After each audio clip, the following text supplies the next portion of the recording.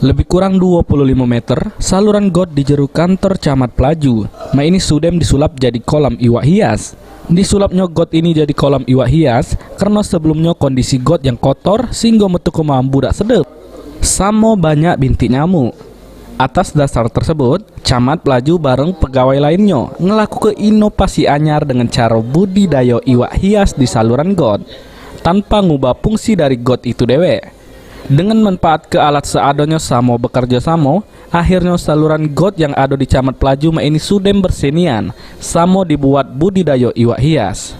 Menurut keterangan Camat Pelaju, Ahmad Purkon, aman di saluran got ini sudem disebar 550 iwak hias. Sesudem disebarnya bebet iwak hias ini, dia berharap saluran got ini katik nyamuk lagi Samo lemak diselik. Jadi alhamdulillah, ini saya juga nggak tahu kawan media datang sini ya.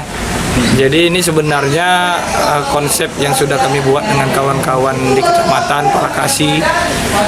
Awalnya drainase yang ada di kantor camat ini ya merupakan sarang nyamuk dan juga berbau yang kurang sedap dan juga merupakan sarang-sarang nyamuk. Jadi kami mencoba untuk mengurangi dari nyamuk-nyamuk tersebut. Alhamdulillah dengan kita mencoba otodidaklah belajar nanya dengan kawan-kawan yang ada di sini dari pertanian, kita coba membuat ikan hias bisa hidup di drainase kantor camat ini. Alhamdulillah kita uji coba beberapa hari ini, udah seminggu ini kita coba. Alhamdulillah ada beberapa ikan yang memang bisa kita budidayakan di sini. Ikan kemarin kami mendapat bantuan lebih kurang 500 bibit ikan sudah kita sebar di sini, tetapi yang total semuanya mungkin lebih kurang 550 yang sudah kita sebar di sini. Sudah berapa hari disebar? Hidup semua? Lebih kurang seminggu kita sebar.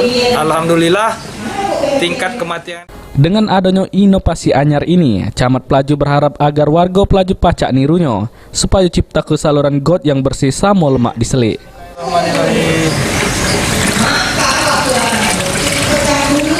Tahan dulu Kak.